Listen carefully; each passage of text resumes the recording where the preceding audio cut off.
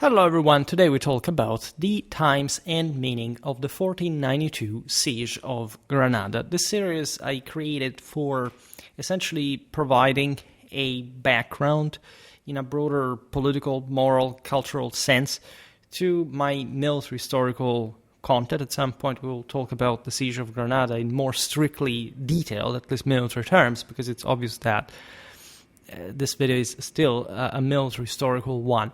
However, when we look at clashes of this magnitude and symbolical relevance, it's impossible not to think in broader terms and realizing what this step really meant in the history of the Iberian Peninsula, of Europe, and beyond. Because, as you know, after the fall of Granada, it's not like the Christian Islamic clash had not happened. Spain will be very involved in North Africa, for example, in the following generation. So there is all a military history we have already covered in some videos, for example, about the first half in particular of the 16th century as far as the Western Mediterranean is concerned.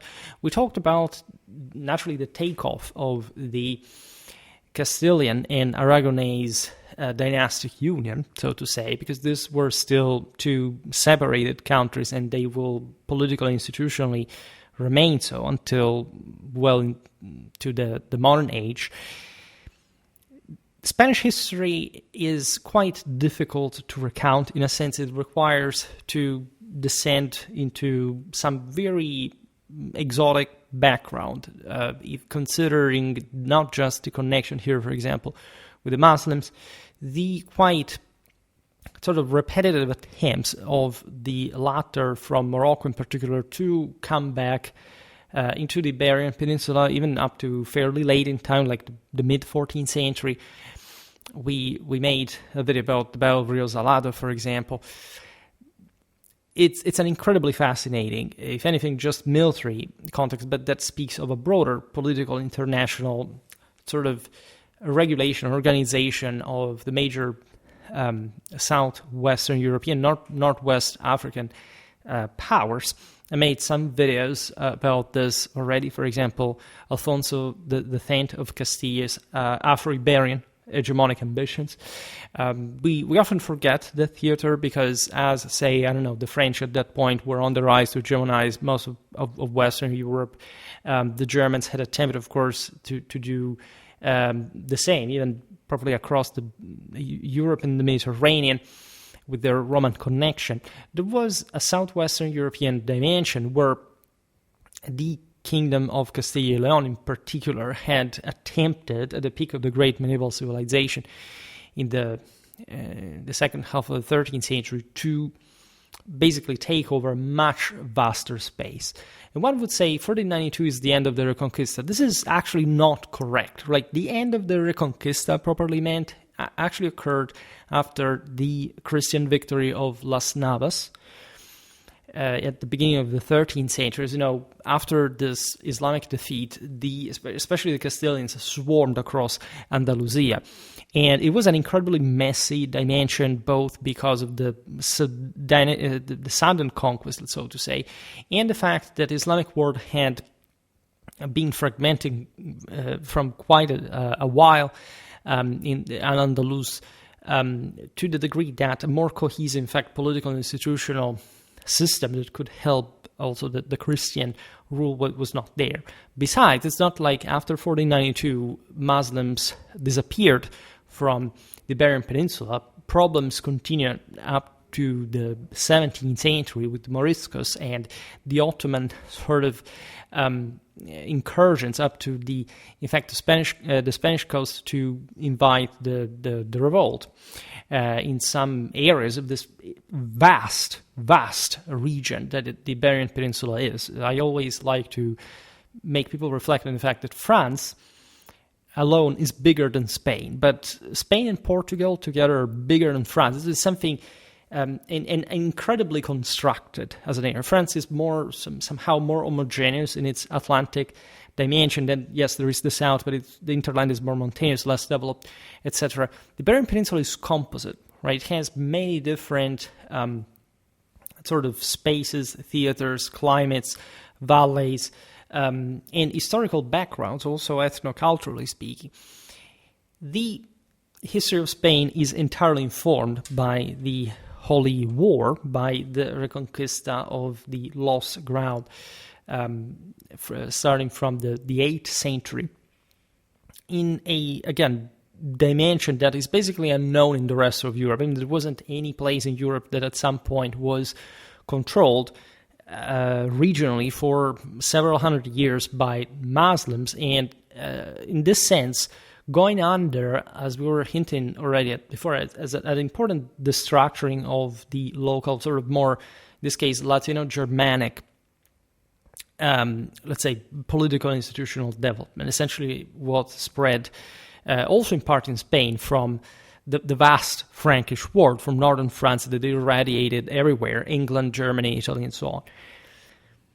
There is an enormous state building from the side of the Iberian monarchies, this is true, but there is also a space, right? The Iberian Peninsula has lots of different characteristics that are properly enclosed within itself. It's a universe on its own. We've seen it in different videos. Historically, they were even sort of drifting away from Rome. They were more imitative, still as an autonomous church with the councils of Toledo, of the great ecumenic councils of Constantinople. Then the Arabs arrived, so they were obliged to conform to the Roman rite.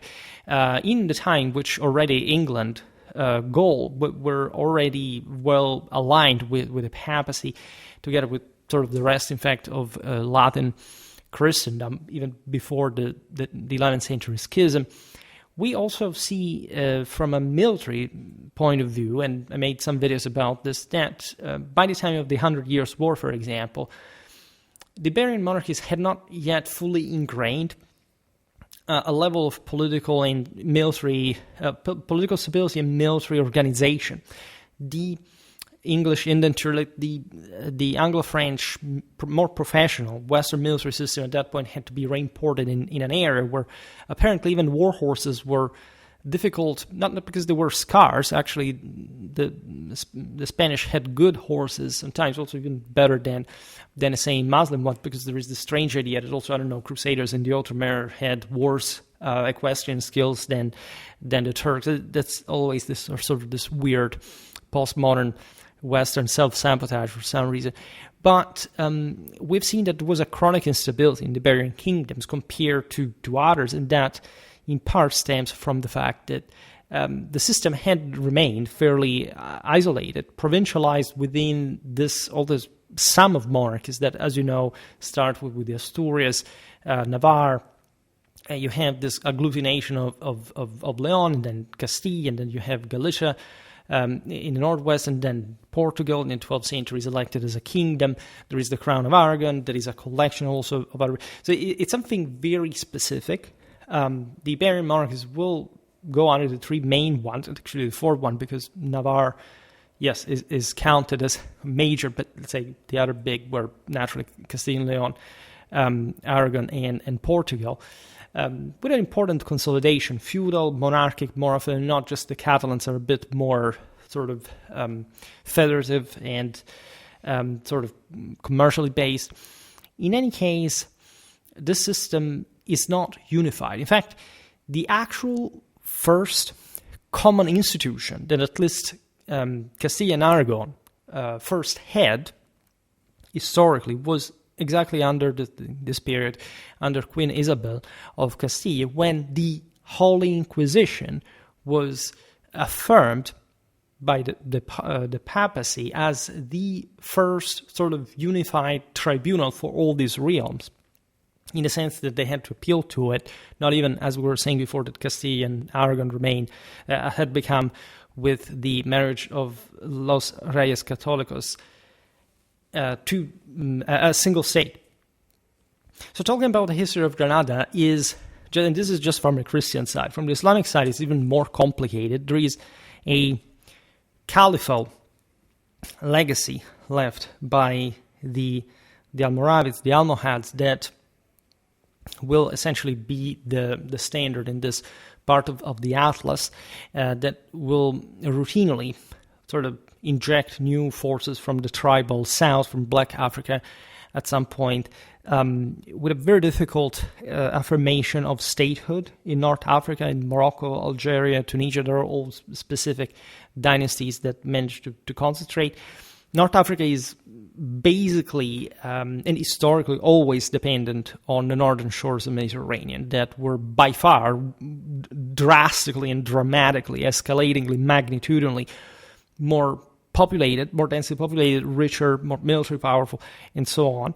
Naturally, we're looking at the Middle Ages, so it wasn't quite sort of within the possibilities of monarchies of any kind to consolidate too much, say, straddling the Mediterranean, etc. But it was not really needed. Right? If you think about Italian commerce that kept basically the entire Mediterranean and Western Eurasian economy moved by itself, really, and that, in fact, also helped the Emirate of Granada to live on, given especially the Genoese, at least trade alliance with the Nasrids of Granada, essentially against Aragon, that recently went at war with Genoa.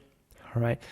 And this is interesting because actually the Pisa-Genoa had historically in the 11th to 12th century contributed also to the Reconquista with naval support, especially for Aragon along the Spanish eastern coastline in sieges and other important supplying operations. So it is a really complex scenario that here we are looking at. I made, I think, a consistent amount of videos about medieval Iberia that, however, always seemed to me inappropriately few, considering the importance of these lands, their size, their general development. This is the 65th video that I've made about medieval Iberia, but for some reason my channel hasn't become particularly famous just for that. Perhaps because, as I see here, only 23 videos here are about warfare, right? But that's the point that I routinely complain about on the channel, that people are more drawn to military stuff. Understandably, I'm happy with that. It's not even always true. But when you talk about state building, government, administration, civilization, state, and so on, this is something, almost abstract in the mindset of most people that, of course, are mostly agitated by low-key and emotional kind of, sentiments, if we can so call them, animal-like, like children that watch just pictures, and that's basically, often what happens on YouTube to begin with. But, the core of my followers, of course, is very dedicated, knows what to watch, and actually, surprises me because there are some videos that are about very strict, technical, legal, administrative aspect, and they say, "Oh my God, this is the best video you ever made." Admittedly, few people doing this, but still, not as much as other content. Excuse me, I drink a little. Nevertheless, again, it's almost it's somehow embarrassing to talk about the siege of Granada 1492 in this sort of just generic fashion, because at that point there would be enough time. It would be enough space for several hours for this single video. Of course, we'll talk about this again many times, hopefully. So the Emirate of Granada, by the latter half of the 15th century, stood as the solitary surviving Islamic polity in the Iberian Peninsula, a fragile vestige of the expansive al-Andalus that had once flourished under the Umayyad Caliphate of Cordoba. Encapsulated in the southeastern Iberian mountains for over 2 centuries following the fragmentation of that caliphate into the disparate Taifa kingdoms, essentially feudal states emerging from the disintegration of the bigger power, Granada had endured through a combination of diplomatic acuity, economic resilience, and persistent disunity among the Christian states to its north. Because, as we were just saying, after Las Navas, basically any major sort of Islamic coming back threat was not, it's not like it was completely clear, but it was, reduced enough to, of course, make perspectively for the Iberian monarchies see each other as the greater threat to one another. Of course, a great deal of the aforementioned state building but also like lots of resources lost and time lost as well, was the one spent during the wars between the Christian kingdoms of Iberia. For this reason, I didn't actually explain before why the Reconquista was finished in 1212 with Las Navas, because, importantly enough, by that point, all the remaining Islamic powers in the Iberian Peninsula, which weren't only just Granada, because you see, there were all these Islamic lords that had, at that point, were still present, for example, in the already conquered Christian areas, in great part, before they were gradually absorbed by Christianity, earlier just mostly in a spontaneous fashion, later as with forced conversion, had sworn loyalty to this or that Iberian power. Like there is this essentially longitudinal segmentation where, again, from the north it's either like from the west, Portugal, Castile, Aragon, that have their own sectors like of southward expansion, and more or less, if you're a Muslim living there, you will look at the corresponding power to submit to and to receive also, in fact, the permission to rule in that way. And the same had happened to Granada. Another very important aspect that, it's from centuries before, but that is relevant in the way, again, and that's where the Iberian logic here, I would like to stress, was incredibly archaic. Right, this would actually be an advantage even during times like the Italian wars, for example, because the Spanish had some sort of very unique mentality. 1/3 of their population was considered noble, or at least this was de facto a gentry, the hidalgos, because there had always been warfare in Iberia, in one way or another. I made some videos about the military systems during the Reconquista at different times, and there was the sense that fighting in a broader traditional sense was the only way to life, kept properly through this activity against either other Christians or the Muslims that were still there.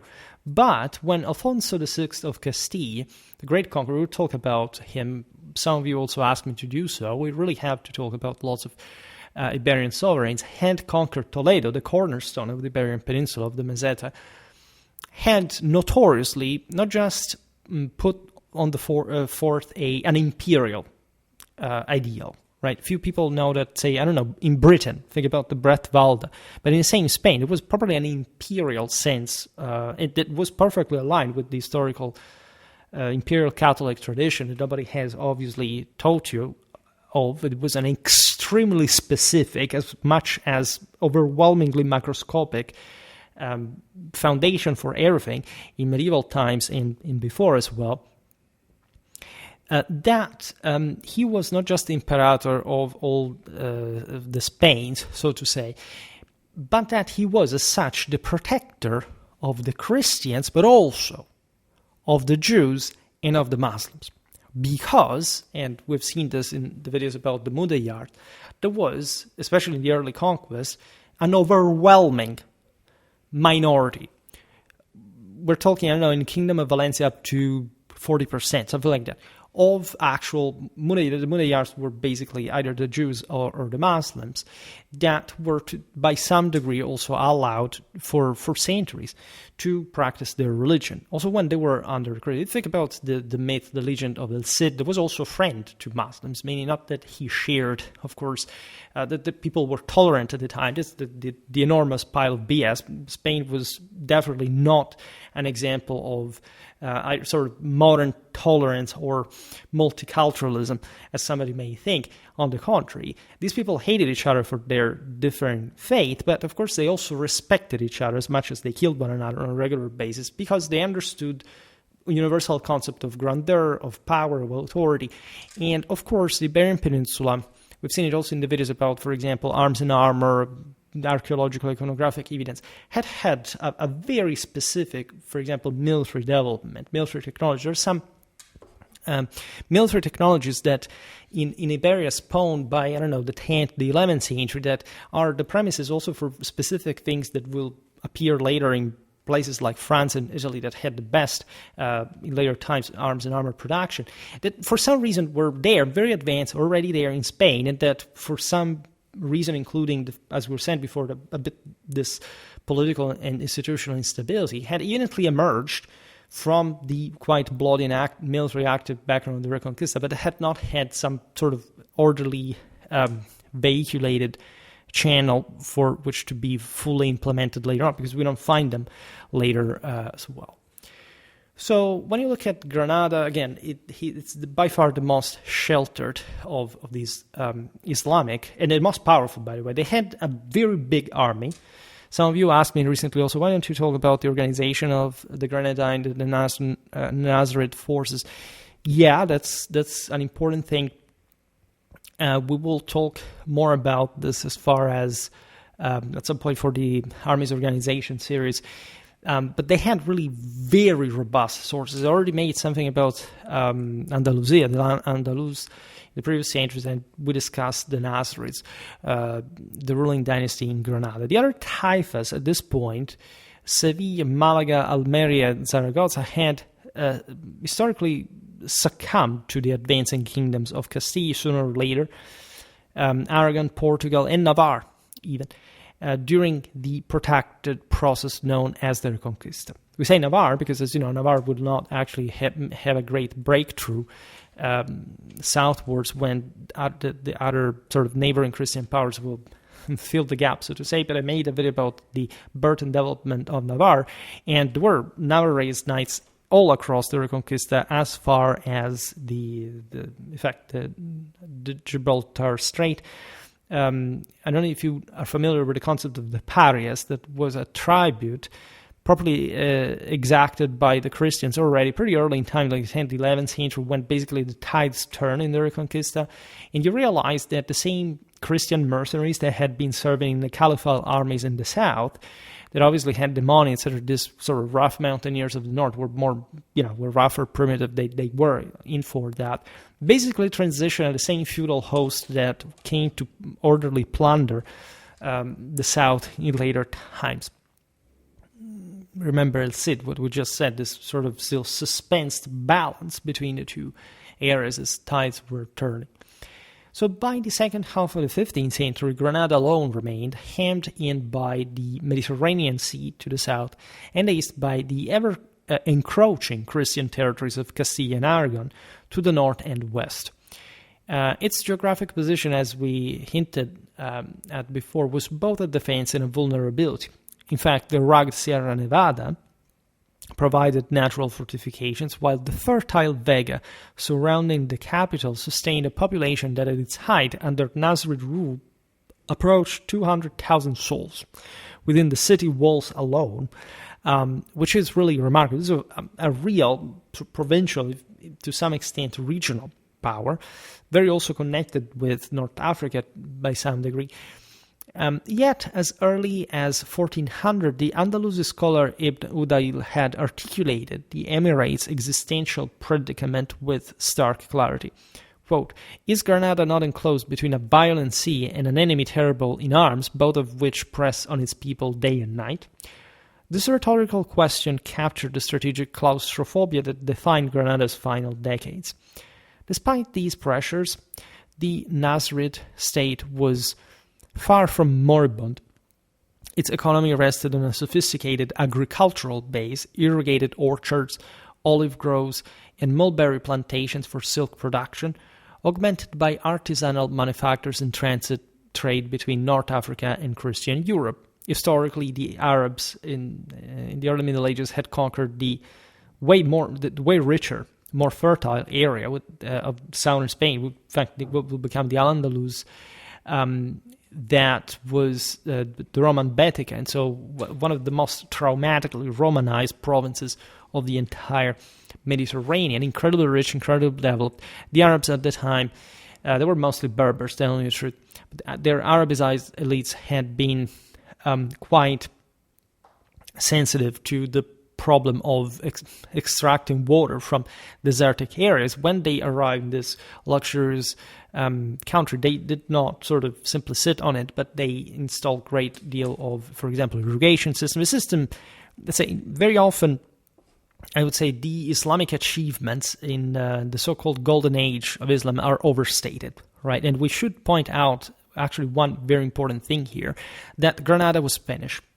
right? There is no way around this fact. What we see also in alleged military styles of the Arabs, they had always existed. For example, the Kar al-Far, yes, it was a thing also in the Middle East, but, what about the jinetes of the time of sort of the Cantabrian gallop in antiquity? Notoriously, this land had already been, like also most lands where the Muslims sort of flourished as regional powers, were essentially already civilized. Basically, the peoples who inhabited there continued under Muslim rule, and we're looking at an eminently Spanish power, like the sort of, there are lots we've seen also in Arms and Armor, not just Middle Eastern, even up to sort of Central Asian influences in Spain.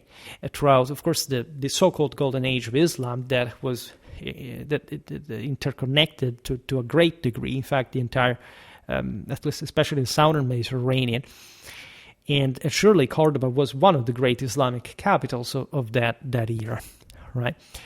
And in part, Granada inherited this because it was, after all, historically, like, not quite the most central area, but the one that managed to inherit the fact of the legacy, at least, of this Islamic Spanish power. The city of Granada itself was a jewel of urban planning and architecture. You can still see it today, and, as the Christians also built on it, but it's really an extraordinary location to begin with a breathtaking landscape and incredible strategic advantages, right? So everybody would build on it. Its Alhambra Palace complex, a testament to Nasrid's aesthetic refinement and engineering prowess. That's where essentially the Spanish kings will come live, right? That's also where, Charles V spent his honeymoon as king of Spain and so on. The Darro River, channeled through the city, powered mills and provided water for public baths, gardens, and fountains. Porcelain production, particularly the lustrous blue and gold ceramics known as Hispano-Moresque ware, had achieved European renown. There was an industry, essentially, that exported. As we've seen, they were connected mostly to European markets through the Genoese trade, with Granadan workshops supplying fat quartz from Italy to Flanders.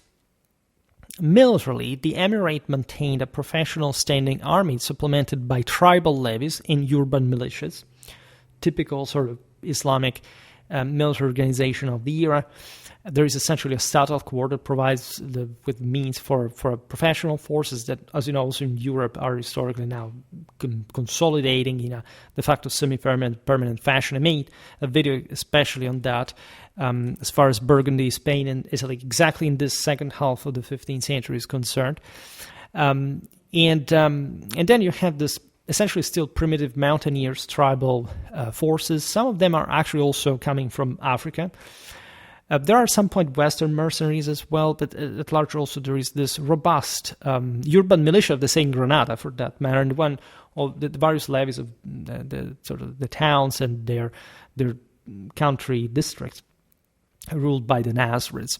Contemporary observers credited Emir Abu al-Hasan Ali, reigning between 1464 to 1422 and 1483 to 1485, known to the Castilians as Muley Hasan, with the capacity to field as many as 7,000 horsemen, a formidable cavalry force by Iberian standards. Now, these are not literally 7,000 men-at-arms, right? Like, for example, Western forces counted their armies. But it means essentially a few thousand actual, men-at-arms with some lighter bias, as the Islamic forces had also for heavy cavalry, and lighter forces. Here I inserted some beautiful pictures from the Military Museum of Toledo of Nasrid horse archers that were still importantly a thing in fact, late 15th century Granada.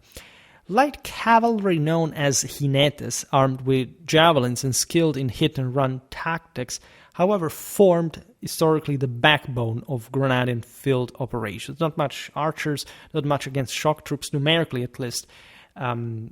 Always the rank-and-file horseman, so to say, was the javeliner. And in the video about the Mudéjards, we've seen these guys in service of the Christians at the same time, at the same year, while the Nasrid infantry relied on crossbows, spears, and the occasional captured Christian artillery piece.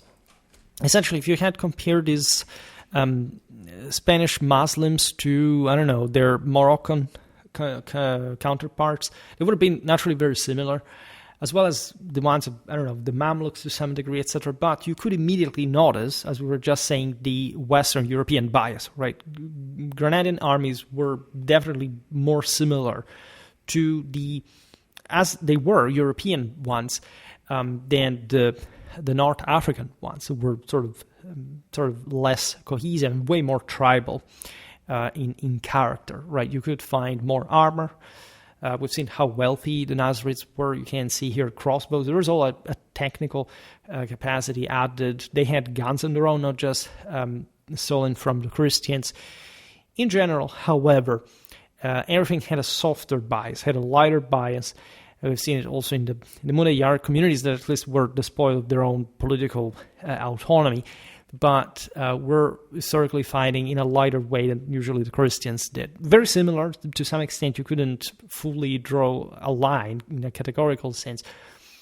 As we've seen, there were both types of troops from both sides, but that is tendentially the direction. The frontier between Granada and Castilian Andalusia existed in a perpetual state of neither peace nor declared war, which is quite fascinating. It was a great frontier. Consider that Castile at this point was the greatest producer of wool, with Amesta, after, I think, southern Italy and a few other, like that was the second. I think England was the third, but I could be wrong. In any case, there is no comparison in scale with the others. The Spanish, the Castilian method was overwhelmingly dominating wool trade. Why? Because those fertile areas that historically in Roman times had been very well irrigated agriculture, and sort of the Muslims in part had capitalized upon. The Visigoths had always had difficulty to control the south as well. Had, with the Reconquista, turned into basically a wasteland, right? And so there was, at that point, cattle breeding as a substitute, given that when there were these raids, you could get away with all your livestock and coming back when things were mighty, but you couldn't maintain a local stable agriculture. Of course, that existed. The basic mean of subsistence was actually agriculture, but its sort of more developed physiognomy wasn't. Spain was enormous geographically, but it wasn't one of the biggest countries, at least if you look at the single, but even just by population density, right? That's interesting as well, because it shows that you don't need even a hyper demographic concentration to be necessarily politically united. And that's what, in fact, will happen during the Italian wars. The Spanish, again, were particularly backward compared to the Italians, but still they managed to control an important part. Southern Italy already at this point through the Crown of Aragon, then Milan, and maintaining some degree of hegemony also on the independent Italian states within the empire. Well, at that point it's about the Habsburgs as a whole. But it's, again, the warlike, brutal sort of mindset and also the capacity, as we will see now, to through the monarchic means of the era, politically, logistically, a massive military power, right, with all its crushing cost and effort. And that found, of course, in Granada, properly the Granada apple, that is the fruit, is the symbol of the city, will remain also the golden apple in also Habsburgic symbology, a bit like, I don't know, Constantinople was for the Ottomans. That, by the way, had already ruled from there at this point. That's yet another interesting connection. Say, obviously, we all know that Granada fell, and so nobody thinks very much in that period between 1453 and 1492. What were the relations between the Ottomans and the Nasrids? However, there were influences from there as well. The same Nasrids had received historically like some degree of Turco-Mongol military influence, even though they were very Western, again, in foundation. Raids the cabalgadas, which is the Spanish equivalent of the chevauchée, which in turn comes from the Latin caballos, which, however, appeared mostly during the migration era as a term because it was of Germanic origins, interestingly enough. And so these raids on the Christian side were known as cabalgadas. Aceifas, instead, from the Islamic side, terminologically, were endemic in this area. Because there was a power vacuum. As we've seen, Andalusia was essentially a massive failed state, crippled, fragmented, whatever. And you know that still today, basically, at least, it's not like Navarre at the time was particularly rich, but ended up still today, like this area is not particularly performing from an economical point of view. And in part as a consequence of sort of several hundred years of brutal Islamic domination among the various things, and in general, in particular, the defeat at the hands of the Christians. These raids were conducted by local commanders with minimal oversight from central authorities as well. Again, from Toledo, that is in the mid of the Iberian Peninsula, as you know, but to Gibraltar, it's actually a long road, right? It's difficult for the Castilian kings to control literally every single lord and what they did there. When you think about the conquistadores, given that 1492 is also the year of the discovery of the Americas by the same Spanish with Columbus, again, the practice of having Genoese, other Italian admirals, ships, crews, it's key in all the age of respiration for Portugal, Spain, and so on, is that there was the sense of, I go somewhere to the venture, a bit like, I don't know, the Anglo-Normans would do in Ireland, this far west, right? Spain is the far west of Europe in that regard. And so the far west is across the Atlantic as well. These conquistadores completely habituated to install themselves in a place, lord, to whatever the hell they wanted, regardless of what the Pope and the Emperor said from Europe, making actually a very big work to turn the Indies into an actual place. And so, you've probably read Cervantes' Don Quixote, and there is a bit like some sort of modernistic already. Cervantes, Ariosto, and Shakespeare are truly the founders of what we call modern literature, and not necessarily, great geniuses, beautiful art and whatever, but as you know, in a traditional sense, not necessarily for the better, right? Read medieval works, read, Dante, read Thomas Aquinas, read Meister Eckhart. Those are some sense already from sort of classical antiquity. There were some things slightly different in terms of imperial Catholic tradition. But aside from this topic, that, again, private mentality, the feudal mentality, the idea that crusaders could arrive from anywhere and settle in some frontier areas during the Reconquista, even without having been invited. There are lots of examples of this. We've seen it in the video about the Kingdom of Portugal, where, crusaders from England, they arrived there, they settled themselves into castles in areas that not even the kings of Portugal had control. But when the Portuguese army advanced and found them, they sort of enfeoffed them formally for the castles that they already controlled, as they had been there in this massive no man's land, just relying on brute force and sort of entrepreneurial skills. Now, the aforementioned raids between Castilian, Andalusia, and Granada served multiple purposes. Obviously, there was an economic appeal, which is the most banal, capturing the aforementioned livestock, but also slaves and movable wealth of other kind. Political, primarily, asserting dominance over contested border zones, and so feeling like, making leverage on Granada, getting sort of something in exchange, trade, exemptions, all this kind of stuff. There was, in this sense, a moral, psychological dimension, maintaining the martial ethos of frontier society and the upper hand in the same. Truces were negotiated periodically, often lasting no more than a year or two, and were frequently honored more in the breach than the observance. When one side perceived an infraction, demands for tribute followed. Failure to pay invited retaliation. It was a vicious cycle of violence and negotiation, in turn creating a porous border culture where Christian and Islamic nobles sometimes formed opportunistic alliances, exchanged hostages, or even intermarried. this was, again, much more promiscuously frequent in this southern land that was also archetypally in the sort of close to this sort of bewitched space of, ideally the wizards, the savages.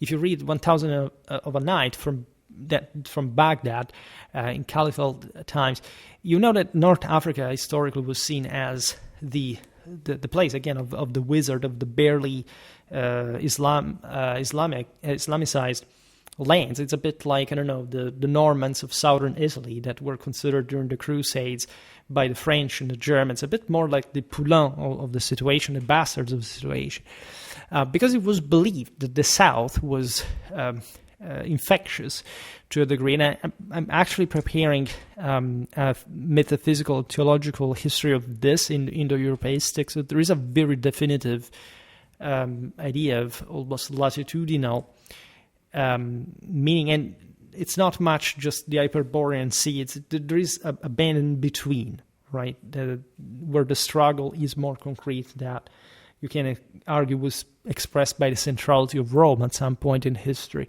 or Hellas, the Macedons, etc. Nevertheless, beneath these fluid interactions, the southern frontier lay a deepening structural imbalance. In fact, Granada paid an annual paria, the aforementioned paria tribute, to Castile to forestall full-scale invasion. This was a financial hemorrhage that drained the Emirates' treasury while funding its adversaries' military build-up. It's obvious that Castile was the superpower here, regardless of all its internal issues, but that's exactly the point. Like, conquering a major landmass like Granada's and its super citadel that, as we'll see now, required a gigantic strategic effort, was something that, you do only once in an era, especially by sort of pre-modern standards. So Castile was not to gain too much, as we said before, from, say, engaging into some continuous aggression towards Granada if they had to fight, as they did, as we've seen in many videos. We made a video about the Battle of Toro, etc. Like clashes with the other Iberian monarchies that were by far the most threatening and problematic, right? Portugal seemed something much more interesting for Castile to recover, at least to claim as its own historically. And so there is all a military culture developing in parallel. Internally, the Nasrid polity was fracturing along familiar and tribal lines as well. As an Islamic power, it was not particularly stable. There are many reasons for this.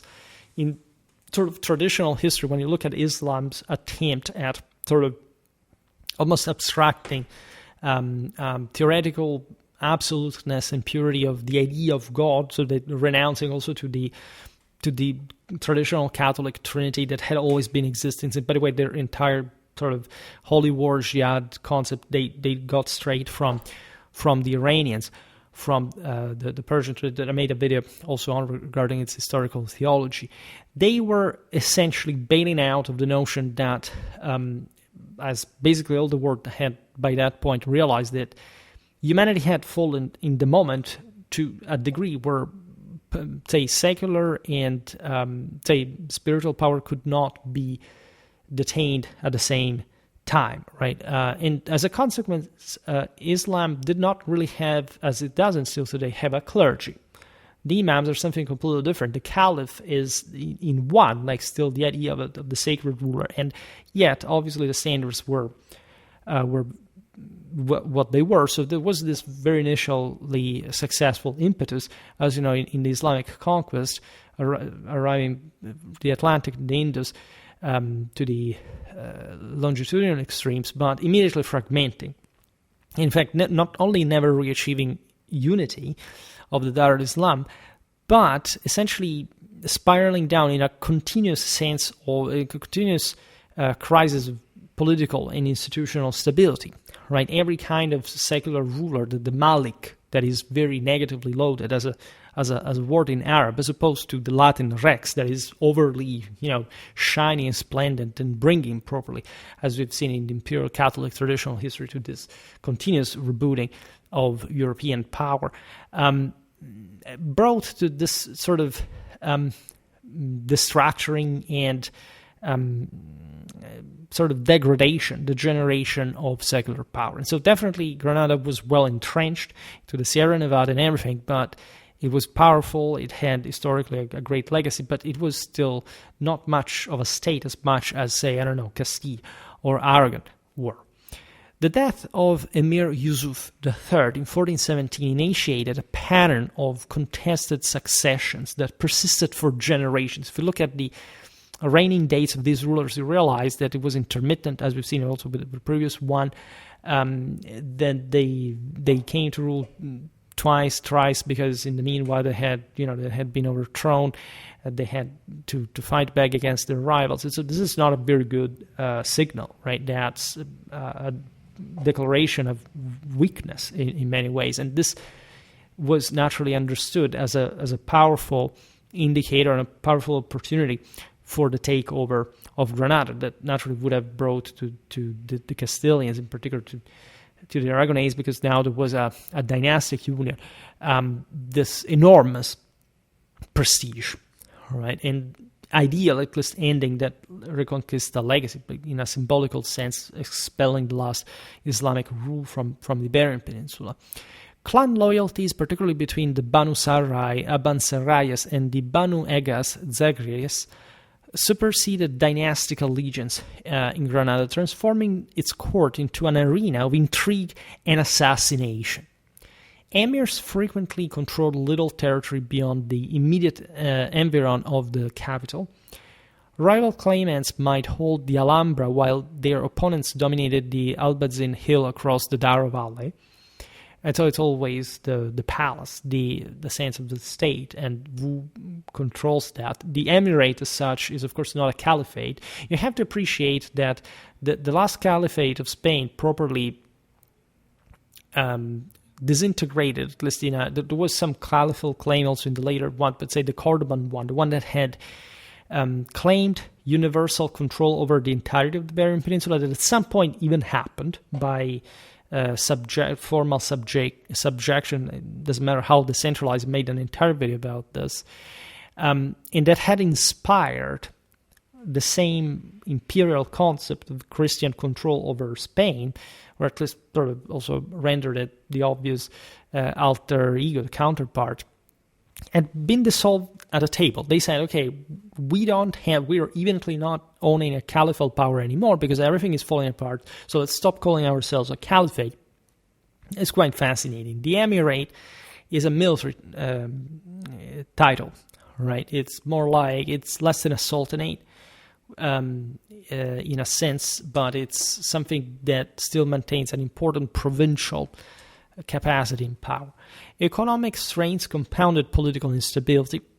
The decline of Granadan porcelain exports, undercut by Christian imitators in Manises near Valencia, reduced a vital source of revenue. To sustain the extensive fortifications that ringed the kingdom, watchtowers, alcazares, and walled cities from Almeria to Ronda, taxes remained punitive. Ordinary Granadan subjects paid approximately 3 times the rate borne by non-exempt Castilians, a burden that fueled popular discontent and occasional revolts against unpopular emirs. Right? They were struggling hard to maintain their own state because they realized that had that collapsed, there was no way probably the emirate was to be recovered. The Christians would have taken over. Right? The Castilian power was much more sort of diluted all across the land, monarchically wise, and so it was easier also to convince the subjects, so to say, to launch some consistently ordered and large, but also relatively contained expedition to be more expandable and functional. The pivotal transformation in the balance of power occurred not in Granada, but in the Christian north, however. That was the decisive force that had to strike. On October the 19th, 1469, Isabella of Castile and Ferdinand of Aragon contracted a clandestine marriage in Valladolid, an act that required papal dispensation due to consanguinity and faced opposition from Castilian nobles loyal to King Henry IV and his daughter Joanna. This union fused the resources of Castile, vast in territory, population and agricultural wealth, with Aragon's Mediterranean orientation, naval expertise, and Italian connections. Henry IV's death in December 1474 precipitated the War of the Castilian Succession, 1475-1479, a civil strife that pitted Isabella, backed by Aragon, against Joanna, supported by Portugal and French proxies. We don't descend here in the incredibly sort of intricate, as sort of large-scale, as you understand here, Western European political interest towards Spain, and also the possibility, in fact, this power would unite and create a problem, in particular for France, that was coming back also in a very prepotent way as the greatest power in the West. During these years, the Granadan frontier receded in strategic priority. Isabel is a hell of a ruler. We will surely make a video about her. She went pregnant in full plate armor on the battlefield, steering her men's morale, probably having this idea of the Victoria, of the angel-like woman of a filter, really, that inflamed the hearts of her subjects as well. Castilian authorities neither demanded reparations for a significant Islamic raid in 1477, nor enforced border security rigorously during the Civil War. It wasn't that important. Again, the Nasrids did not have the capacity there to make any significant coming back. They were a distinct power from Morocco at some point, also probably not in good terms at all. So again, there was no way, as we've seen also because of domestic affairs in Granada, that for any Islamic threat. Like what was happening in Castile was much more serious for the country itself. Truces were concluded in 1475, 1476, and 1478, with the Muslims allowing thus Granada temporary respite. Isabella's victory at the Battle of Toro in 1476, again I made a video about that, and the Treaty of Alcazabas in 1479 confirmed her throne and solidified the Castilian-Aragonese alliance stemming from the marriage of Isabel and Ferdinand. And Ferdinand was a bit of a slimier figure, and again, also a great ruler in his way, but Isabel was the best by far, and by the way, she ruled on the more powerful reign. Freed from internal threats, the Los Reyes Católicos, what are known as the Catholic monarchs, a title, in fact, later bestowed by Pope Alexander VI Borgia, turned their attention southward. From 1481, Isabella and Ferdinand committed themselves unequivocally to the conquest of Granada, framing the campaign as the culmination of their Reconquista and a sacred duty to restore the peninsula to Christian dominion. Time had come, like the golden apple was to be, the pomegranate, right, was to be seized. Isabel's piety was profound and personal. She viewed the war as a crusade, attending mass daily, confessing frequently, and distributing religious medals to her troops. Right, it's a bit like Columbus that she sponsored. Like, what was the point of Columbus? Creating an alliance with the great Khan of the East, converting him to Christianity, and attack the Muslims altogether. Right, the Ottoman, the Persian. That's actually the mentality here. We will talk more about this in the end, too much this era as the Renaissance. But especially in the Iberian Peninsula, this was full Middle Ages, full imperial Catholic tradition, incredibly brutal, primitive, bloody, traumatic reality that the siege of Granada definitely displayed. Isabel's presence in camp, sewing banners, nursing the wounded, and addressing soldiers directly cultivated a devotional loyalty that transcended feudal obligation. She is the great spirit of Victoria. Ferdinand complemented this spiritual fervor with pragmatic statecraft and battlefield innovation. His experience in the Castilian Civil War and Aragonese campaigns against France had honed his logistical acumen and tactical flexibility. Contemporary chroniclers noted his preference for artillery over traditional heavy cavalry, and his willingness to adopt gunpowder technology from French and Burgundian specialists. Naturally, Castilian and Aragonese armies were heavily feudal. Still at this point, infantry, as we'll see now, was actually one of the most sort of versatile elements because, as we've seen, the Spanish cavalry was actually not as developed as the other Western countries. There were more jinetes from their side, and as a consequence, infantry had to be a bit more performing. When you talk about siege warfare and tough grounds like the one of the Iberian hinterland, mountains and everything, like you know that those hidalgos will really, in fact, develop what later the tercio tradition will quite beautifully exemplify as a pride actually in fighting on foot, like the imperial soldiers of the 16th, the 17th century, also in Italy, in Germany, etc., notoriously started even as aristocrats from the lower ranks because they were mimicking the Spanish that had dominated the battlefield, that were allied with the same Habsburgic cause across these enormous territories, through the idea that after all it's not dishonorable at all to start from a common pikeman's perspective, naturally under the supervision and protection of your relatives that were commissioned officers there watching over you and everything. But still, right? Ferdinand's public rhetoric involved the pomegranate Granada, the heraldic symbol of the Nasrid dynasty, promising to consume the fruit, quote, one seed at a time, through methodical conquest of its towns and fortresses. The Granada War proper commenced with a Granadian initiative that backfired spectacularly. On December the 26th, 1481, Emir Abu al-Hasan Ali launched a surprise assault on the frontier fortress of Zahara, perched atop a rocky outcrop overlooking the Guadalete Valley. The attack, ostensibly in reprisal for a Christian cavalcada, succeeded in capturing the stronghold and enslaving its garrison and inhabitants. Right. We'll see now there are lots of sort of chivalric, knightly, feudal, aristocratic, symbolical details, events in the general mentality of this context. So that the siege of Granada is also a very interesting cultural and ethno-anthropological measure there. Rather than intimidating Castile, the Nasrid raid galvanized Andalusian nobles who had long advocated aggressive expansion against Granada. Factions in Seville and Córdoba, that were the most important cities in Andalusia, seized the propaganda initiative, portraying Zahara's fall as an affront to Christian honor, requiring immediate retaliation.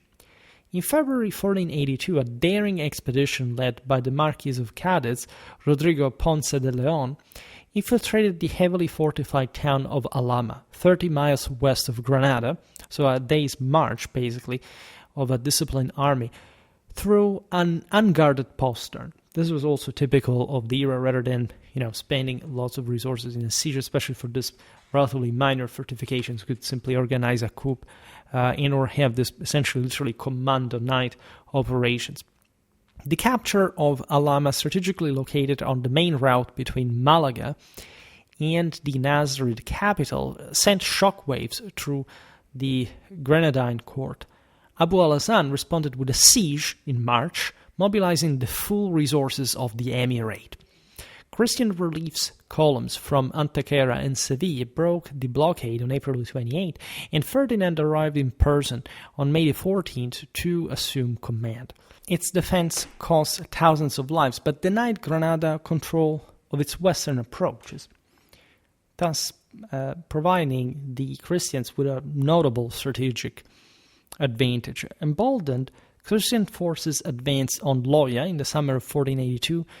This was a key stronghold guarding the direct road to Granada, so continuing major axis of advance. The siege failed when Granadan cavalry under al-Zagal disrupted supply lines and forced a withdrawal, though. right?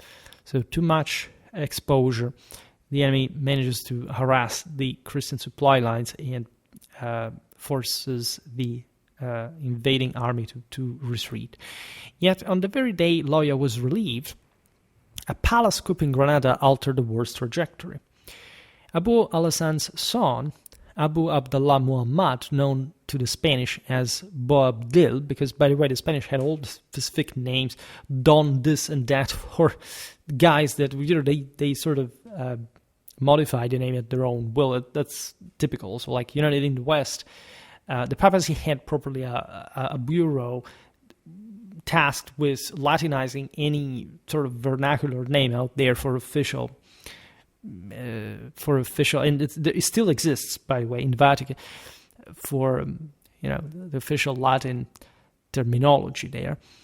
Boabdil rebelled against his father, proclaiming himself Emir Muhammad XII with support from the Aben Serrayas and segments of the urban populace disillusioned with Mulay Hassan's heavy taxation, although because of the war going on that cost definitely a lot.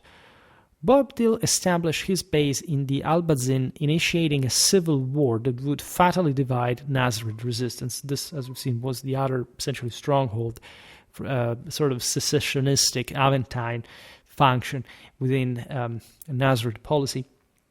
The year 1483 witnessed contrasting fortunes. In the spring, al-Zagal inflicted a sharp defeat on a Christian raiding column in the Axarquia Mountains east of Malaga, ambushing the invaders in narrow defiles where cavalry was neutralized and artillery useless. This very skilled use of terrain, right, denying the enemy the possibility of deploying full battle line and preventing them to deploy their firepower. Hundreds of Castilian knights perished in this debacle. Their armor encumbering escape as well. I just imagine the terror and the brutality of these encounters. Yet in April, Boabdil himself led a foray into Christian territory and was defeated and captured at Lucena by forces under the Count of Cabra. Imprisoned in the castle of Porcuna, Boabdil became a pawn in Ferdinand's evolving strategy. Initially, the monarchs had contemplated a limited war to extract tribute and broader concessions. Boabdil's captivity offered a more ambitious path, total conquest through exploitation of Nasrid disunity. The plan was really taking shape. In August 1483, Ferdinand released Boabdil on condition that he swear fealty as a Christian vassal, which was, again, not a novelty, pay an annual indemnity, and permit Castilian garrisons in his stronghold, so that in part of the emirate under his control, and thus wage war against his father, still with this Castilian Aragonese proxy blessing. Granadan chronicler later lamented that, quote, the capture of the king was the cause of the fatherland's destruction, right? Exactly because now this blackmail that the Christians made on him, having captured him, turning him as a pawn against probably the heart of Nasrid unity. Boabdil's return to Granada in 1484, retracting his oath, however, and resuming hostilities with the Christians, failed to restore his credibility at court. His subjects viewed him as compromised with the Christians now, and his authority remained confined to the capital and its immediate hinterland. Christian military operations, in the meanwhile, resumed with renewed vigor. Armies in peak campaign years mobilized allegedly between 50 and 70,000 men, according to contemporary accounts, figures that we can easily reject, revising them downward to, 8,000 to 20,000 based on fiscal records and grain procurement contracts. This is absolutely normal. I still encounter, after several years of YouTube, this people who say, oh no, armies with hundreds of thousands of men exist. These people do not know what that actually means, right? They don't know what logistics is. Like, for people who talk about logistics all the time as if it was what determined warfare, and everything else in the process, they do not have an idea of the crushing cost. And that wasn't even the biggest deal. Strategy is the bigger deal. Better politics above strategy is the bigger deal. And armies of that size did not exist, right? And especially in terms of actual fighting force, you can't count field aids, you can't count. At some point, there were armies of, say, multiple armies, right? So nominally, the military of a country could fight with multiple armies somewhere, but definitely anything more than 50,000 is basically verboten. Besides, even reaching that, like something more than 30,000 men, is not really useful. First of all, like, forces will be worn out, right? We've also made videos explaining this, like the comparison also between the peak of medieval civilization armies were actually bigger than ones of the Renaissance. And people seem still to think that it was this great improvement at this time. Spanish chroniclers are more feudal, can't say fantasy-like, but let's say they're much less, analytical than maybe, the Italian city-states ones, etc. And obviously they're going to claim things like 50,000 men, 70,000, but it's within, if you don't know their literature, right, you think it's, that's just the number, so I can sell it. If you don't know the literature, it means you know nothing about the context, politically, culturally, socially, whatever. The Spanish forces did not need to use such large amount of troops to succeed, as also what we will see now, regardless of the fact that, of course, the war dragged on for a long time. In all this, by the way, Castile bore the overwhelming burden. I mean, it was the bigger country, in Andalusia, under its control, supplied the majority of infantry through conscription, while the nobility furnished expensive heavy cavalry. Aragon contributed naval squadrons to blockade Granadan ports, artillery foundries in Valencia and Barcelona, and financial loans secured against future tax revenues. In other words, the Castilians brought sort of the harsher feudal dimension. The Aragonese, their Catalan naval capacity. Foreign participation was marginal but symbolically significant. For example, during the War of Granada, there were Swiss pikemen, German Landsknechts sent by Maximilian of Austria, and individual knights errant seeking glory under the cross, as it had been the case throughout the entirety of the Reconquista. Like from the very beginning of the 8th century, you know that there were some Merovingian knights that were hired by the refugees, like the relics of the Visigoths in the north, as much as there were at this point, French knights that were just hired by the Castilians. But by the way, that the same royal houses were married into the greater sort of Western European nobility. Isabel had English blood, for example. Now, the logistical challenge of sustaining large forces in mountainous terrain was formidable, in particular, which is also one of the reasons why even particularly large armies, of the conventional type, were not possibly being used at this phase of the operations. Ferdinand's engineers constructed, for this reason, a network of roads and depots, while vast herds of livestock and mule trains transported flour, wine, and powder. Here's logistics. Workers, often as numerous as combatants, raised orchards, burned crops, and demolished irrigation canals to deny sustenance to Granadan garrisons during the sieges. So it was part foraging, part scorched earth strategy. The Christians were supplied by their own external lines, as we've seen, with an easy access, at least to the theater of war. While Granada had to rely, now under siege, as we've seen, the squeeze between the bigger Christian powers and literally the sea, with a center that is not a maritime one, right? So it was not a naval siege at this point, but also a blockade, however, still along the coast. Granadan military capacity, as you understand, eroded steadily. These exaggerated claims of 15,000 to 50,000 infantry or 4,500 to 7,000, cavalry easily give way under scrutiny to more credible estimates. 3,000 horsemen in 1482, declining to 300 or 400 by 1491. At least maybe that the latter is an excess. And surely, in general, it's not like the problem is levying troops. We can always levy some amount. The problem is how functional they are, right? And what kind of operations they're suited for. There's no doubt that the Christians were strategically suppressing Nasrid power entirely at this point. Infantry garrisons rarely exceeding 4,000 from the Granadan side, as revealed by a captured Baza defender, by the way, during the war.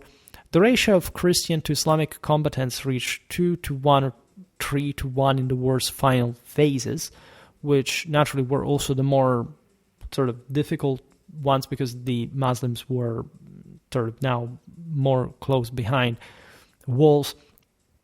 Artillery disparity was also very important. And that's why, again, the siege of Granada owns an important place in the history of the art of war, because as we've seen in our countless videos about late medieval artillery, when you are at least strategically powerful enough to corner an enemy, like in this case, and this guy resorts to the traditional strategy of,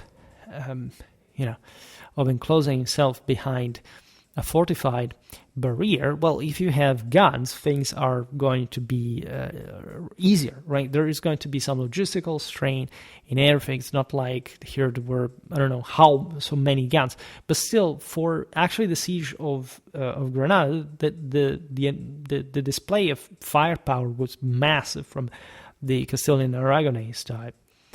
In fact, Castile began with a handful of bombards, but leveraging expertise from the Burgundian Wars, expanded production dramatically, right? The Burgundians had historically had the best artillery before being destroyed, in any case, by the Swiss. The idea of combined arms tactics, it was being pioneered by the Spanish, as we were saying before. Think about cavalry, rodelleros, pikemen, artillery, arquebusiers, and still crossbowmen, jinetes. The Spanish had some of the most tactically complex and articulated arms out there in the era, which helped them also toying a little bit, like will happen with El Gran Capitan in Italy, by the way. Consider that by 1495, the combined arsenals of Castile and Aragon boasted 179 pieces. It wasn't, say, so enormous if it wasn't for the fact that these monarchies had a precocious sort of administrative compaction. They can be studied relatively easily, regardless of their political and institutional issues. They could claim these guns properly as the monarchies. Even the Burgundians back in the day had mostly relied on the sort of collectaneous amount of Flemish guns from all the various towns of the Low Countries, rather than some necessary foundries or the more feudal country. And this 179 pieces after the siege of Granada ranged from, which had helped, by the way, in implementing this firepower, ranged from massive siege cannons capable of hurling stone balls weighing hundreds of pounds to lighter mobile culverin that could be repositioned during assaults. Again, made lots of videos about these topics. We'll make others. They're some of the least watched videos, but they still are there for, in fact, connecting also with these ones. Now, going back to the artillery comparison, like Granadan forces possessed only sporadic captured guns and lacked the metallurgical infrastructure for sustained production. The West had by far a much more industrially, commercially interconnected system, well served by banking, by some general statehood, so it was a completely different reality technologically, entrepreneurially. Primitive arquebuses appeared in the Nasrid forces in small numbers, but their impact was negligible compared to the thunder of cannon. If anything, there were still, as we've seen, lots of horse archers and javeliners, also from both sides. As remember, technology is the eternal illusion, right? You don't win wars because of technology, right? They don't make even remotely something like a 50% plus one to being decisive. You forget, maybe they make that plus one, but not of the whole bulk of your strategic capacity. The year 1485 marked a turning point in the Western theater. Al-Zagal, having consolidated power in the Alhambra, expelled Boabdil from the al-Hasan and assumed the Emirates' leadership following Abu al-Hasan's death. right? This was a huge deal because basically the Nasrids managed to recompact the Emirate under their control, like territorially wise. Boabdil fled to Christian protection in Cordoba, by the way, and as we've seen, he had already basically compromised himself with the Christians, so he knew that he would be welcome, especially as far as Granada was still standing, and he was an enemy, de facto, of its government. The Marquis of Cadiz exploited this division masterfully. There is nothing worse than political division when you're at war. Negotiating secretly with Ronda's garrison commander, he secured the city's surrender, and after a mere 15-day investment, a feat unimaginable, by the way, under unified Nasrid command, Ronda's fall opened the route to Marbella, Granada's last significant port on the Mediterranean, which capitulated soon after. The loss of maritime access severed potential supply lines from North Africa and precluded reinforcement by sea. At that point, things were really getting dark. Boabdil, restored to liberty, resumed his precarious throne in Granada under Christian suzerainty. For 3 years, he functioned as a vassal, issuing coinage in Ferdinand's name and pledging non-aggression, by the way. In exchange, the monarchs granted him ducal titles over towns he controlled. What we're saying before, Christians allowed for Islamic rulers on their Islamic lands largely, but there were also Christians and Jews there for that matter, and promised eventual restitution of territories conquered in the interim. It's a way of co-opting this guy and sort of tying Granada ever more politically, so to the point of when further war was to be resumed, because that was obviously in the air, things would be much easier. However, this arrangement satisfied neither side fully. Boabdil's subjects resented his subservience. Christian commanders, particularly in Andalusia, chafed at returning hard-won fortresses. The campaign of 1487 targeted Malaga, the Emirates' economic lifeline and primary entrepot for North African trade. Al-Zagal, preoccupied with securing his eastern strongholds, delayed dispatching relief. Boabdil's partisans within Malaga actively undermined these efforts. The siege commenced on May 7th with a combined land and naval blockade. Ferdinand deployed his heaviest artillery on hills overlooking the city, systematically reducing the outer walls. Malaga's defenders, African volunteers, local zealots, and Christian renegades fought with desperation, aware that surrender might mean enslavement or death. This interesting cultural, religious mix we just illustrated in the military ranks is quite typical of the area and the times. It made videos about probably North African, probably the Islamic warfare still in these later centuries. And you know that there were all this kind of individuals. Historically, also Christian guards had been a thing in Islamic powers, as they were historically Frederick II's Saracens, which are like depending properly as de facto illegals, religiously speaking, and as foreigners on the sovereign's authority. And so they would be way more loyal to him in a otherwise quite alien foreign reality. But what you see in Granada is also the product of, again, a great political crisis, a general social-cultural malaise. So you would find these criminals, escapees, whatever, that had chosen the place as a sort of, you can't say a piratic nest, but something similar at the point. After 3 months of bombardment and failed assaults, the city of Malaga's notables twice offered capitulation on terms similar to earlier surrenders. Ferdinand, incensed by the prolonged resistance and the presence of renegades, rejected leniency. Malaga fell on August the 18th. The aftermath was brutal. Most inhabitants were enslaved and dispersed across Castile. Renegades were executed by being pierced with reeds or burned alive. Only the Jewish community escaped collective punishment, ransomed by coreligionists in Seville and Cordoba. This is very interesting, by the way. Al-Zagal's failure to relieve Malaga shattered his prestige. Further, probably the Emirate was losing piece after piece. And what happens, once again, is Boabdil reoccupies the entire capital and extended control over northeastern enclaves, including Velez, Rubio, and Vera. The following year, Christian attention shifted to Baza, al-Zagal's last major bastion in the east. The siege, initiated in the spring of 1489, proved the war's most grueling. Baza's position atop a plateau surrounded by ravines negated much of the Castilians' artillery advantage and forced a division of forces.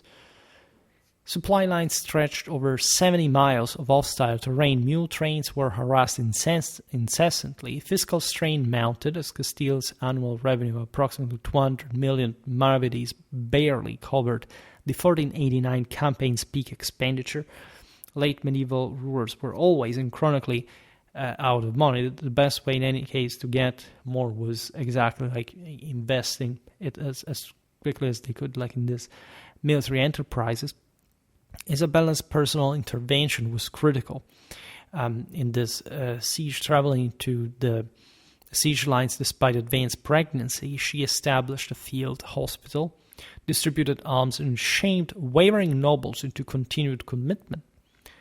After 6 months, with winter approaching and no relief in sight, al-Zagal negotiated surrender. The terms were remarkably generous: safe passage for the garrison, retention of personal property, and religious freedom. Baza's capitulation in December 1489 effectively ended organized Nasrid resistance outside of Granada itself. Thus, it was useless, essentially, for the Spanish to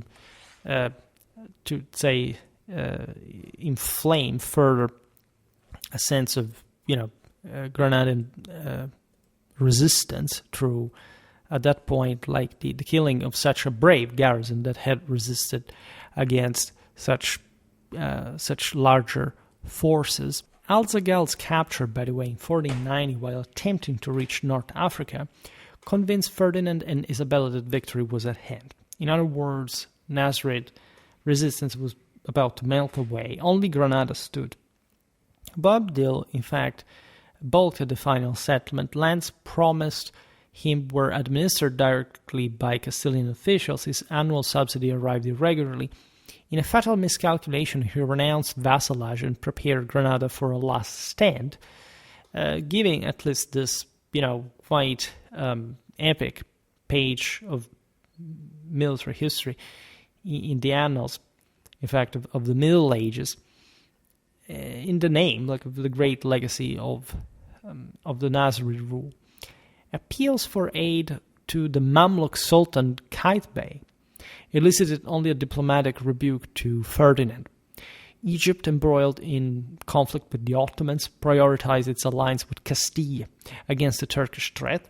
This tells you again, but that's not a story you often hear, as if, Muslims and Christians were just hopelessly separated. No, there was something, of course, about what had happened, especially since Constantinople, that had brought the Mamluk Sultanate to be sort of favorite contingent tactical friend for Western Christendom. The Wattasid Sultanate of Fez, itself unstable, offered no response at that point. What to do? Like, even risking at some point the Spaniards would invade Morocco. North African merchants continued selling wheat to Christian ports instead, valuing commercial stability over jihad. The final siege commenced in April 1491. Ferdinand assembled an army of unprecedented size and diversity. 50,000 combatants, including Castilian tercios, Andalusian militias, Aragonese marines, Swiss halberdiers, and German mercenaries. They weren't all sort of fighting force, all the 50,000 that we explained before, but in general, the logistics was so big for the final push on this massive citadel that Granada represented that, of course, it was an enormous amount of people working behind that, supplying the army, as we've seen, like working as pioneers. Think about all the entrenchment, the fortifications, and so on. The encampment sprawled across the Vega, a tented city visible from Granada's red towers. Imagine, the site at the time. Artillery trains, dozens of bombards, culverins, and ribadocans were emplaced on earthen ramps. Boabdil surveyed the encirclement from the Alhambra's battlements and despaired. His magazines held provisions for mere months. North African relief was impossible without coastal access in particular, yet surrender was not immediately feasible. Within the city, a hardline faction led by the commander Musa ibn Abul Ghazan rallied 20,000 volunteers pledged to die rather than submit. Musa ordered certain gates left open, proclaiming that, quote, "our bodies will bar the infidels," which was, again, an old sort of idea of martyrdom. In that sense, in that absolute display of faith, was also present in Islam.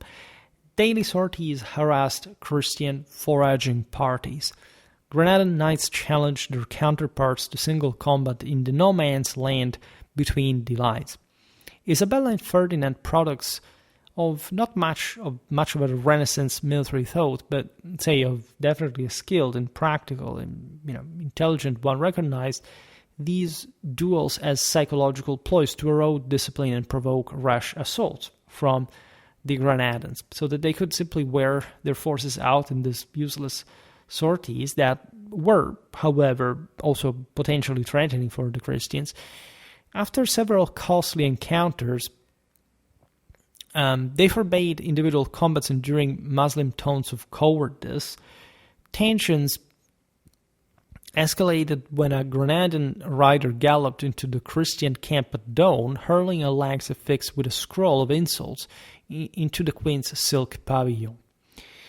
This again, all the sort of chivalric anecdotes. And Ferdinand authorized a nocturnal reprisal because of the offense towards his wife that couldn't obviously be tolerated. On the night of July the 14th, Fernando Pérez de Pulgar, dubbed, quote, El de las Hazañas, led 12 companions through a poorly guarded aqueduct gate.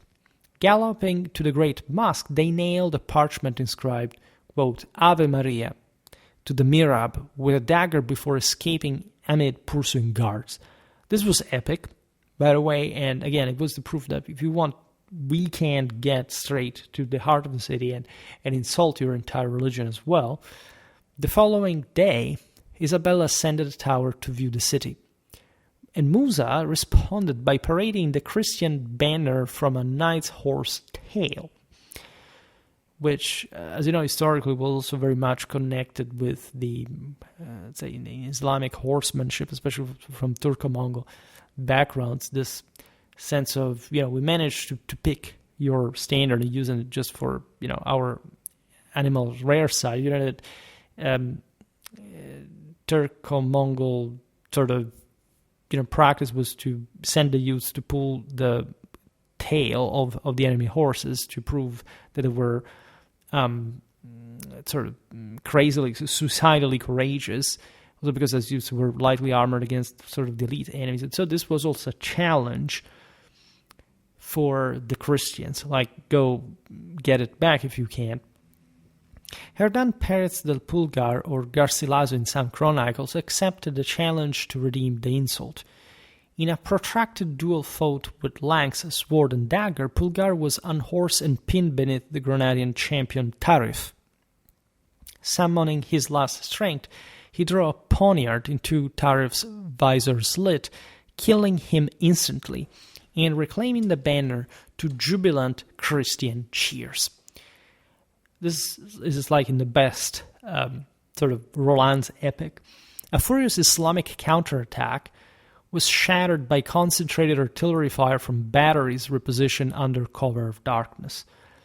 This was a fantastic display, let's say, of Christian dominance. The irritated Muslims could not really take it. The best of their men had been killed by the Christians, so they decided to fight. But as soon as they showed up, they were heavily bombarded by Spanish artillery. The siege settled into a grim routine, of gunnery, counter-sortie, and starvation. Then on the night of July the 18th, catastrophe struck the Christians, however. A spark from a careless torch, ignited canvas in the royal quarter. Fanned by summer winds, the blaze consumed the entire encampment within hours. Isabella fled in her shift, losing jewels, correspondence, and the campaign treasury. From the Alhambra, Musa and Boabdil observed the inferno and launched a massive sortie at dawn, hoping to exploit chaos. Ferdinand, anticipating the move, had already arrayed his reserves behind firefighting parties. The ensuing battle, the war's final open engagement, by the way, lasted 6 hours and cost the Granadans over 2,000 dead, which on a fighting force of 10 times more is actually a very heavy loss, capable of shattering, in fact, any capacity to operate outside an open field. The Granadan shattered remnants retreated as Christian cannons pounded the gates. Rather than withdraw to regroup, Isabella ordered the camp rebuilt in permanent materials. This had been really a great test. In fact, a fire could really resemble the Christians had been struck by God's wrath, but within weeks a walled city of stone and brick arose as the Christian camp, complete with streets, a church, and a palace. By the way, underscoring the massive sort of affluence and logistical capacity of the Christian army. This was morally breaking for the Granadans that were instead suffering very heavy shortages in the city. Christened Santa Fe, that is, Holy Faith, the Spanish camp stood as a defiant monument, in fact, of Christian permanence, visible from every quarter of Granada. The psychological impact was devastating, even more than material shortages. This site alone broke the Granadan resistance. Even Musa's zealots, in fact, recognized the futility of further resistance. Boabdil, fearing assassination by his own extremists more than Christian reprisal, given his past, opened secret negotiations through his Jewish physician and the royal secretary Hernando de Zafra. The Treaty of Granada, signed on November the 25th, 1491, reflected the Reyes Católicos' confidence and strategic calculus. The Granadan Muslims retained freedom of worship, language, and custom for 3 years at least, during which they could emigrate, by the way, with movable goods or return freely. Firearms were prohibited, a clause revoked within weeks, by the way, but other weapons permitted. Former Christians who had converted to Islam faced no compulsion to revert. Boabdil received the lordship of the Alpujarras, a rugged sierra difficult to garrison, so that he could have some sort of quiet life, but without sort of becoming a rally point for, some guerrilla resistance, plus 30,000 gold castellanos and an annual pension. This is important because, again, the Moriscos historically will actually put up a great deal of resistance in the countryside. So some of them, there was a social component to that. It wasn't even about, Islam. There were some Christians, but in general, there were these relics of probably Islamic islands, communities that didn't want to bow to the Christians and their forced conversion, that through the issues of limpieza de sangre would be brutally enforced to properly homogenize, in fact, Spain for the sake of, naturally, of a much better governability and also the general glory of Christendom. The delay until January the 2nd, 1492, for formal capitulation in Granada arose not from Christian intransigence, but from the same Nasrid administrative paralysis. By the way, factional rivalries prevented coherent implementation of the same treaty, by the way. On the appointed day, Boabdil rode out from the Alhambra at dawn. That's also a famous painting that I used also some of the imagery here from, handing the keys to Ferdinand at the banks of the Genil. Christian troops at that point occupied the palace complex covertly to forestall last-minute resistance. None materialized. This was a quick move. Again, you had to be particularly skilled, because if the Muslims decided to lock themselves into the citadel, things could be really serious. Also, it would have engulfed the city as a whole. So this was a rapid command operation that sort of succeeded, also because the Muslims literally sort of melted away. As the cross was raised over the Torre de la Vela, and the royal standard unfurled, church bells pealed across the Vega. The war's human and material cost was staggering. Castilian expenditure approached 450 million maravedis, equivalent to several years' ordinary revenue of the country's capacity. Like it's a staggering cost, like one of veritable regional scale. But Granada was that worth. In fact, the pomegranates annexation augmented Castilian territory by nearly 20% and infused the crown with fertile lands, silk revenues, and of course the greatest symbolic prestige of completing the Reconquista in a more definitive sense. Aragon benefited indirectly from this because, as we explained here, the Genoese connection that had sort of propped up Granada at this point they hadn't quite happened. Besides Castilian gratitude, there was also, in fact, the Crown of Aragon facilitated Ferdinand's Italian ventures, beginning with the 1494 invasion of Naples that had been taken over by Charles VIII. And so this is the beginning of the Italian wars. There is, as we'll see now, much greater symbolism. Like, you understand what a watershed the Siege of Granada really was. Militarily, the clash also served as a laboratory for innovations that would dominate European battlefields for a century. The same Gran Capitan, Gonzalo Fernandez de Cordoba, distinguished himself at Alhambra and Malaga. He would refine the mixed infantry formation, pikemen, sword and buckler men, and arquebusiers that evolved into the tercio, the Spanish infantry square that proved crushing in Italy. Gonzalo de Cordoba created modern warfare. Nobody really acknowledges that. I really have to make a video about him because it's impossible not to really appreciate to the fullest this and how much, in fact, that previous Reconquista background influenced the Spanish military. There were other influences, right, from, as we've seen, like the West, from Italy itself at some point. We'll talk about Giovanni de' Medici, for example, the influence on Tercio development, but Gonzalo de Cordoba is, the Grand Capitan, is the greatest, again, commander in modern warfare and the creator of the same. Gunpowder artillery, logistics over mountain passes, and the integration of siegecraft with field operations all received rigorous testing. Right, this was especially true for heavy artillery-loaded armies because mobility was incredibly straining. Just look at the St. Charles VIII. So I made a video, but one of the earliest videos on Schwerpunkt, the French withdrawal across the Italian peninsula, leading also to the Battle of Forno, like incredibly exhausting maneuvers, like crossing the Apennines. It's something Hannibal crossing the Alps like in difficulty with the enormous artillery park that the French had brought there and had in the largest amount at the time. Granada's surrender immediate aftermath belied the treaty's apparent magnanimity. Bodbil's Alpujarra's lordship proved untenable. By the way, harassed by Christian settlers and his own disillusioned followers, the Muslim departed for Fez, Morocco, in October 1493, dying in obscurity around 1533. This is very bitter, and at least Boabdil was not, as we've seen, this particularly beloved or successful figure. But you want to appreciate that he was at least the guy who withstood the Christian siege of 1492.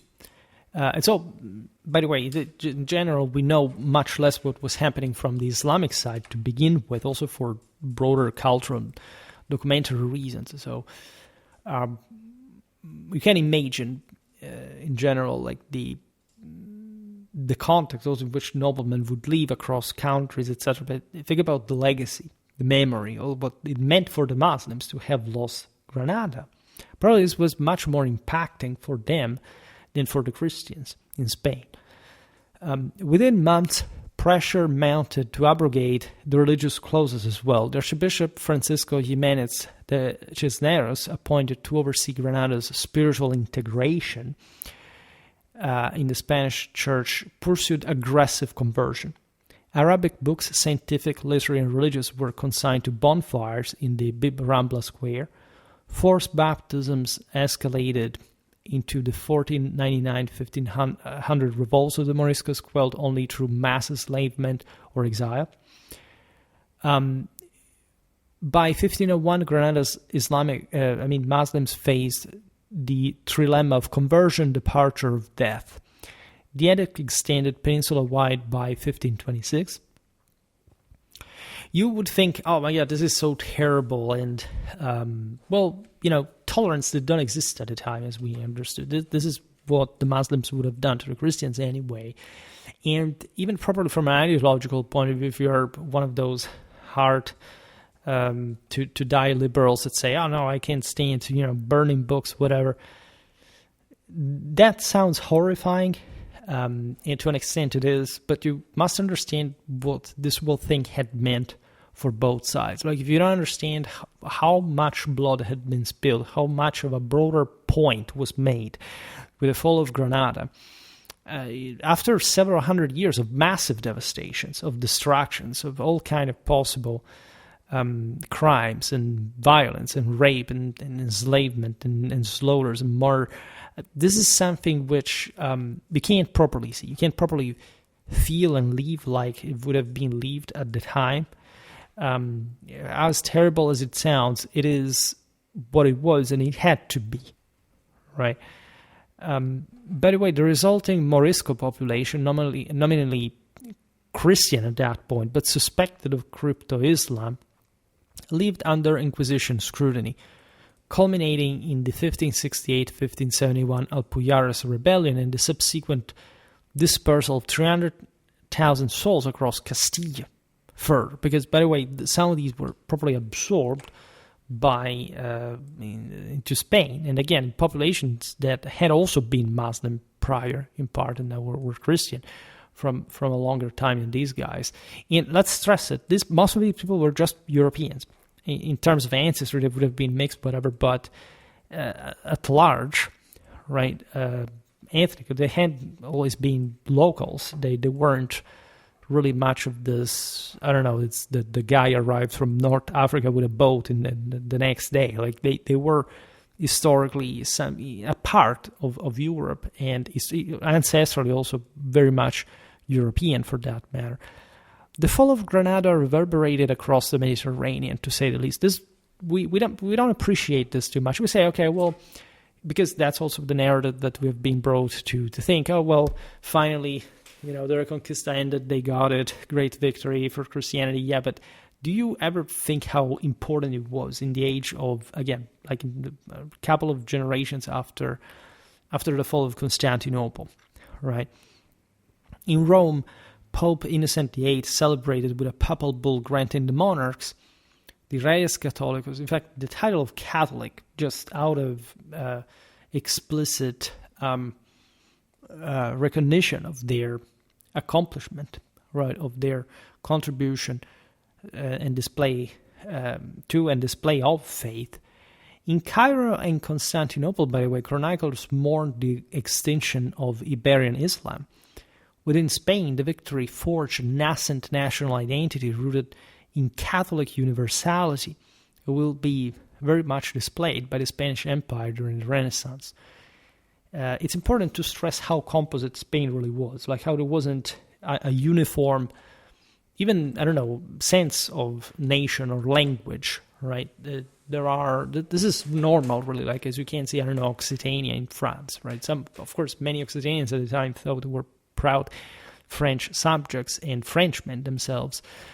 Spain also had lived not just like the separation of different Christian realms that up to literally the 18th century maintained their own statal separation from one another. Spain were so-called unified by the Catholic kings just because they married and there was this dynastic sum, but the traditional way, the local customs going on as separate countries.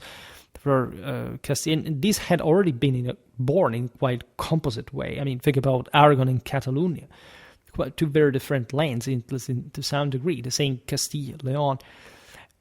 But on top of this, there was this enormous sort of Islamic area that had been, conquered from, as we've seen, basically almost 300 years almost completely, Granada being the exception, but had witnessed not just some Islamic coming back, invasions from Morocco up to the 14th century, and naturally also cultural proximity, right?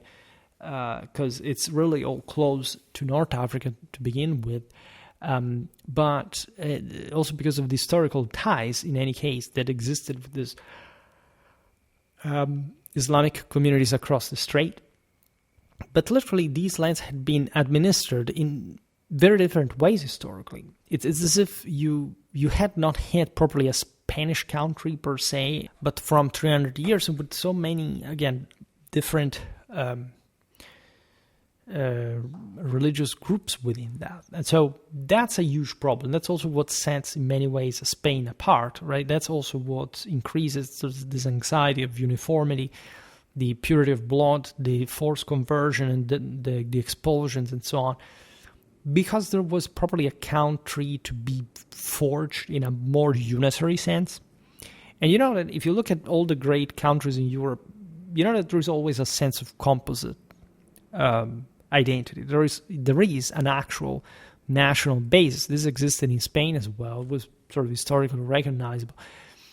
But the full sort of territorially cohesive pattern of sort of social cultural identity in a national direction is something very different. Also because mentally, just every community in medieval times considered themselves a bit as a body on their own within a broader hierarchy, a greater mystical body, but still maintaining local prerogatives. This is still the age, for example, we haven't talked about this, but I made videos about the Spanish military orders.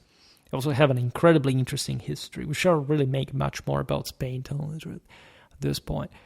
And that was really about the sense of the frontier. I mean, if you look at the possessions of the Spanish military monastic state, they were basically located all at the fringe of the border with Andalusia, because historically that's where they had served as military colonies, essentially, and they all had their own.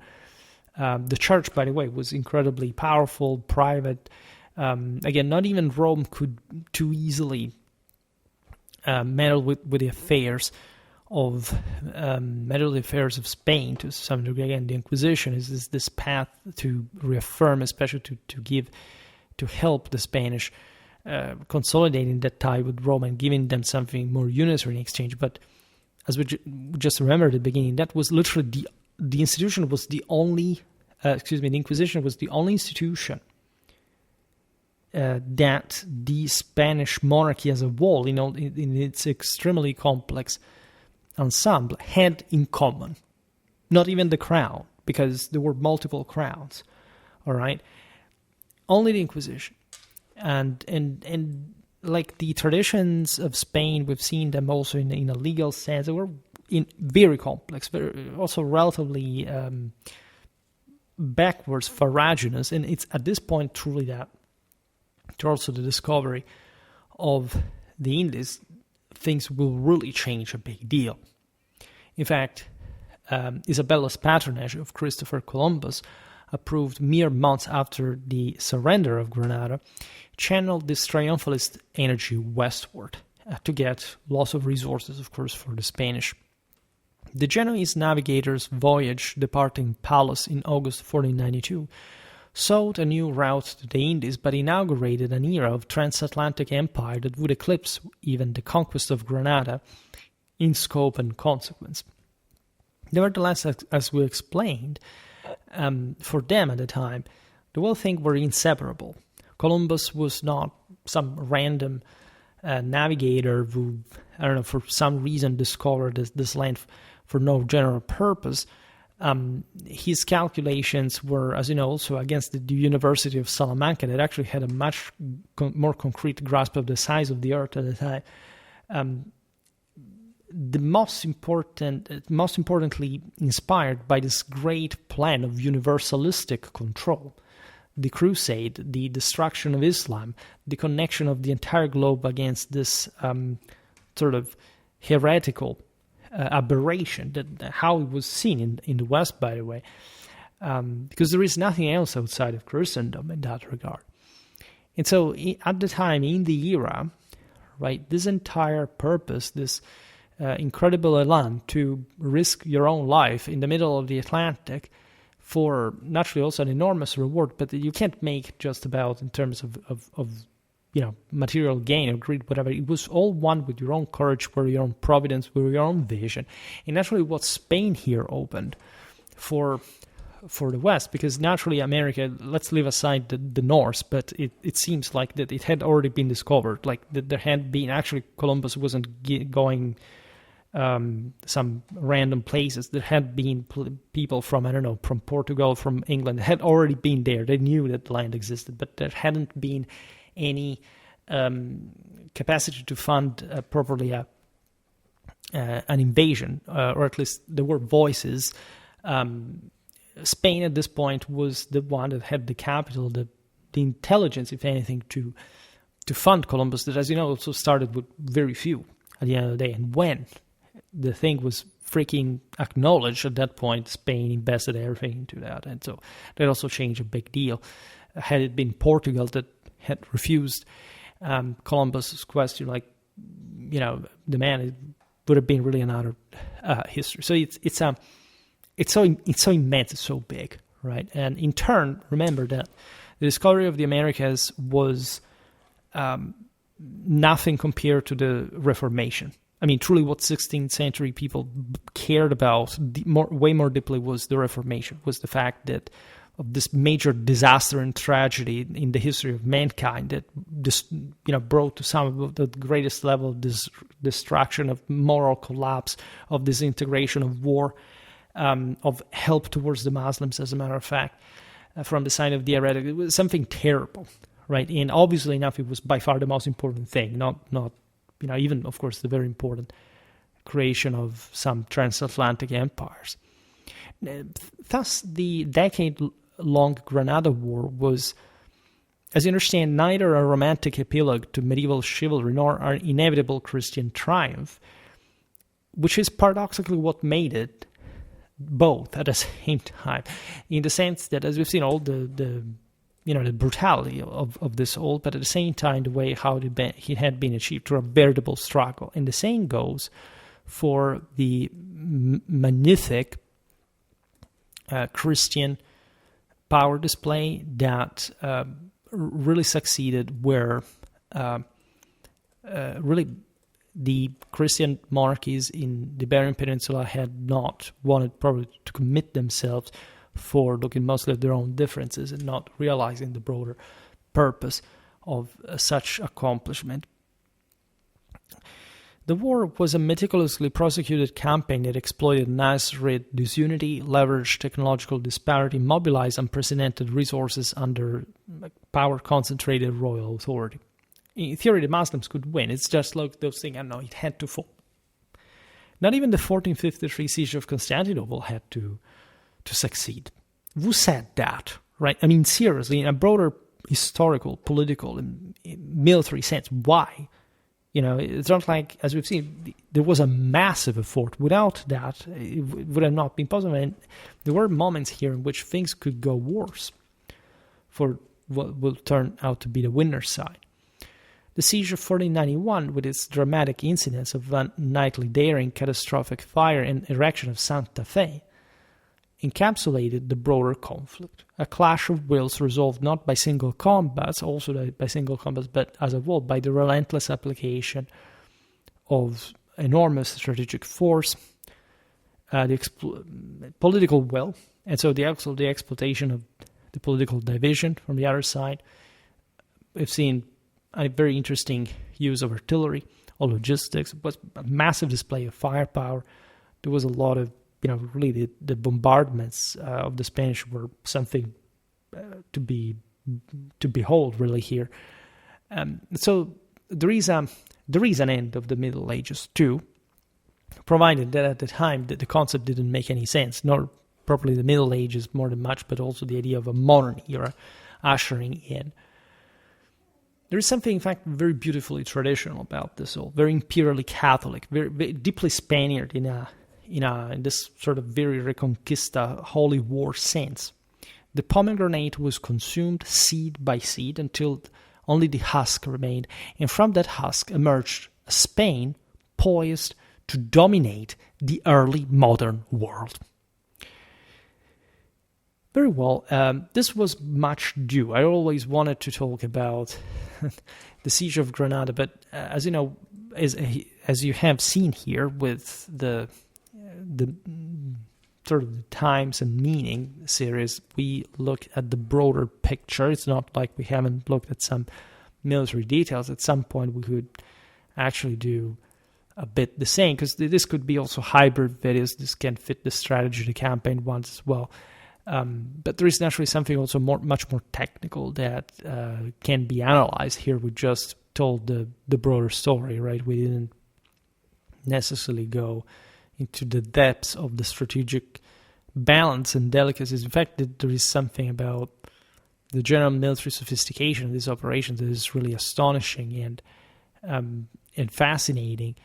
But that's, again, in fact, something better used for another video. For today, however, I stop it here. I just hope that you enjoyed this video. If you did, please share it. Otherwise, leave a like or subscribe to my channel if you're interested in my upcoming content. As always, I thank you heartily for listening to me. I wish you a nice time and see you next time.